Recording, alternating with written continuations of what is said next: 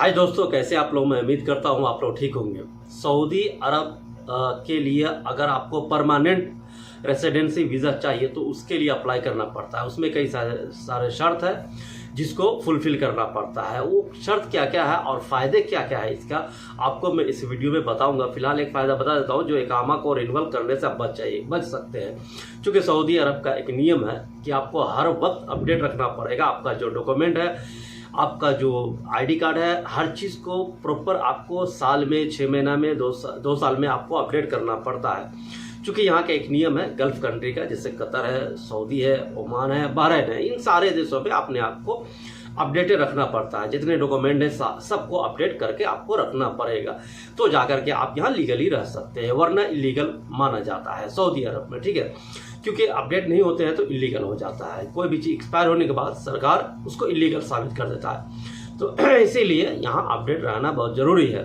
अब क्या फ़ायदा है इसका मैं आपको बताऊंगा आगे कि रेसिडेंसी वीज़ा में आपको क्या बेनिफिट मिलने वाला है। आगे दूसरी खबर है दोस्तों कि स्किल टेस्ट का काफ़ी चर्चा है। यूट्यूब पर भी मैंने काफ़ी सारे वीडियो देखे हैं जिसमें कहा गया है कि आने वाले वक्त में स्किल टेस्ट यानी आपका जो किस में आप माहिर है, किस जॉब में आप माहिर है, उसको साबित करना होगा। स्किल टेस्ट का मतलब यही होता है कि उस चीज़ को आपको साबित करना होगा कि मैं इस काम में माहिर हूँ, आप मुझे ले जा सकते हैं सऊदी अरब, या मैं जाना चाहता हूँ सऊदी अरब या कोई भी कंट्री। ठीक है, तो स्किल टेस्ट इसे कहा जाता है। स्किल टेस्ट के बारे में कल मैंने काफ़ी खोजबीन की तो मुझे एक दो चीज़ समझ में आया कि स्किल टेस्ट एक तो सऊदी अरब लाया इसलिए है कि बहुत सारे फेक जो सर्टिफिकेट है इसके वजह से वो लाया है।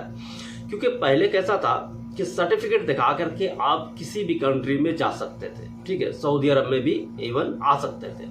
सऊदी अरब ने क्या काम किया है कि ये सर्टिफिकेट पे बिलीव नहीं कर रहा। उनका कहना है कि आपको अगर मेरा देश में काम करना है, हालांकि कई सारे, अभी मैं एक हफ्ते पहले मैंने पढ़ा था कि 127 कंपनी है जो सऊदी अरब में अपना इन्वेस्ट कर रहा है और नई कंपनी खोल रहा है। तो इन सारे चीज़ों को देखते हुए उन्होंने कहा कि अगर आपको मेरे देश में काम करना है तो आपको ये साबित करना होगा कि आप जिस भी काम में आ रहे हो उस काम में आप माहिर हो, भले वो प्रैक्टिकल हो या थ्योरिकल हो। ये दोनों चीज़ में आप माहिर हो, जानकार हो।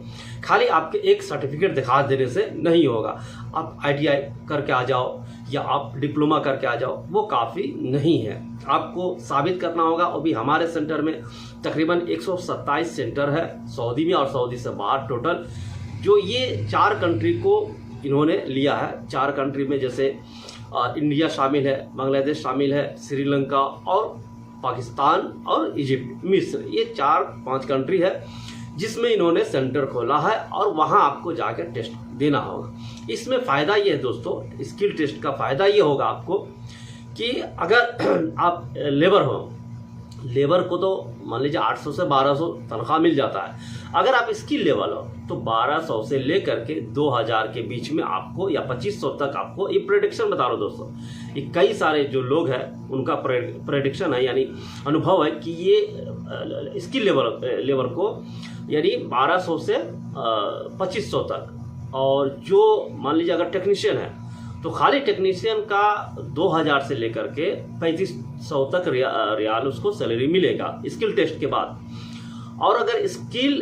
टेक्नीशियन है तो उसको और भी ज़्यादा 4000 तक के सैलरी का अनुमान दिया जा रहा है कि अगर इस तरह से अगर पास करके आते हैं सऊदी के सेंटर से तो आपको इस तरह के सैलरी मिल सकता है। अगर स्किल टेस्ट है तो सर्टिफिकेट आप ले लीजिए, स्किल टेस्ट का खुद ब खुद दे देगा आपको। ठीक है, तो इसमें ये बेनिफिट आपको मिल सकता है कि आप सैलरी बढ़वा सकते हैं या सैलरी बढ़ के मिल सकता है। और अगर वैसे ही आते हैं तो फिर जो आपका मर्जी है, जो एजेंट आपसे बात कर ले या जो कंपनी बात कर ले जिसमें आप पट जाए, वो बकरी खरीदने जाता है लोग, तो कुछ लोग कहते हैं भाई 500 में दे दो, कुछ कहते नहीं 800 में। तो जो जितना में पट गया उतना में ही ले लेता है। तो उसी हिसाब से जितना में जो वर्कर पट गया वो आदमी कंपनी लेकर आ जाता है। चूँकि कंपनी ऐसे आप किसी कंपनी से वीज़ा मांगे तो नहीं देता है, चूँकि उसको बेनिफिट HR जो होता है वो अपना वीज़ा किसी भी ऑफिस वाले को भेज देता है कि आप मुझे इतना पैसा दीजिए, 1 वीज़ा लीजिए, 10 वीज़ा लीजिए, 1000 वीज़ा लीजिए, आप मुझे इतना दीजिएगा। एक पर वीज़ा मान लीजिए अगर 500 रियाल ही अगर दे रहा है किसी HR को, किसी ऑफिस वाले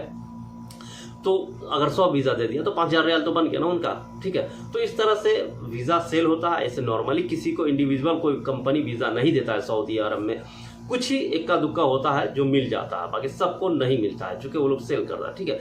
तो ये सारे प्रक्रिया है। अब आते हैं दोस्तों कि रेसिडेंसी वीज़ा के बारे में आपको मैं बता दूं पूरा डिटेल से कि रेसिडेंसी वीज़ा का क्या प्रोसेस है और क्या बेनिफिट आपको।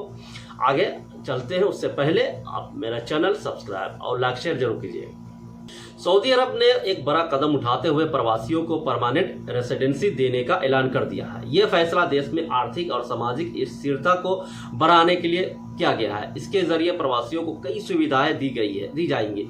इनमें सबसे बड़ी एनुअल रिन्यूअल फीस से छुटकारा। यह उन लोगों के लिए बड़ी राहत है जो लंबे वक्त तक सऊदी अरब में रहना और काम करना चाहते हैं, जो हर साल पे करते हैं, ठीक है, वो देना नहीं पड़ जाएगा। परमानेंट रेसिडेंसी का सबसे बड़ा फायदा ये होगा कि अब प्रवासियों को हर साल अपने वीजा को रिन्यूअल करवाने की जरूरत नहीं पड़ेगी। इससे न सिर्फ पैसे की बचत होगी, इसके अलावा सऊदी सरकार अपने देश को और आकर्षक बनाने के लिए अपनी सेवाओं में लगातार सुधार कर रही है ताकि ज्यादा से ज्यादा टैलेंटेड लोग और इन्वेस्टर यहाँ आ सके। अगर आप सऊदी अरब में परमानेंट रेसिडेंसी लेना चाहते हैं तो आपको कुछ खास शर्तें पूरी करनी होगी। ये शर्त यह सुनिश्चित करने के लिए बनाई गई है कि आवेदक यानी जो आने वाले हैं सऊदी समाज में अच्छे से घुल मिल सके। आपके पास वैध वीजा होना चाहिए, एक मेडिकल रिपोर्ट होनी चाहिए जो साबित करे कि आप किसी भी बीमारी से ग्रस्त नहीं है, संक्रमित नहीं है, ठीक है। आपको सऊदी अरब में कम से कम 10 साल रहना होगा। आपकी सालाना आय कम से कम साल का 8 लाख सऊदी रियाल से ज्यादा होनी चाहिए, 8.5-9। आपका कोई आपराधिक रिकॉर्ड अपने मुल्क में नहीं होना चाहिए जहां से आप आ रहे हो, ठीक है। आपके पास स्थिर नौकरी या व्यवसाय होनी चाहिए। आपको अपने और अपने परिवार का खर्चा उठाने में सक्षम होना चाहिए। ऐसा नहीं कि परिवार भूखा मर रहा है और आप यहाँ इन्वेस्ट कर दिया, ऐसा नहीं होगा। इनके अलावा कुछ और चीजें भी जरूरी है, जैसे कि सऊदी कानूनों और परंपराओं का सम्मान करना, ठीक है। आपके और आपके परिवार का हेल्थ इंश्योरेंस होना चाहिए। तय किए गए फीस का भुगतान करना होगा, तब जाके आप आइएगा, ठीक है। अगर आप सऊदी में 10 मिलियन रियाल का इन्वेस्ट करते हैं तो आपको भी परमानेंट रेसिडेंस का हक मिल सकता है। अगर आप 10 मिलियन इन्वेस्ट करते हैं तो अगर आप इन सभी शर्तों को पूरा करते हैं तो आप परमानेंट रेसिडेंस के लिए अप्लाई कर सकते हैं। सरकार ये सुनिश्चित करती है कि इस प्रक्रिया से देश में स्थिरता और विकास को बढ़ावा मिलेगा। तो बहुत सारे कंपनी है जो आ रहे हैं, उसमें आप भी आ सकते हैं, ठीक है। यह कदम न सिर्फ प्रवासियों के लिए फायदेमंद है बल्कि सऊदी अरब को भी आर्थिक और सामाजिक रूप से मजबूत बनाएगा। सऊदी अरब आगे बढ़ने के लिए, अपने आप को मजबूत रखने के लिए भविष्य में ये सब कर रही है। अगर ये कर रही है तो अच्छी बात है, जो दूसरे को भी मौका मिल रहा है और सऊदी अरब को भी अपना आर्थिक जो है वो मजबूत हो सकता है आने वाले वक्त में, ठीक है। तो ये काफी सारे अपडेट्स है दोस्तों और मुझे उम्मीद है आपको समझ में आ गया होगा और मिलते हैं नेक्स्ट वीडियो में। Thank you.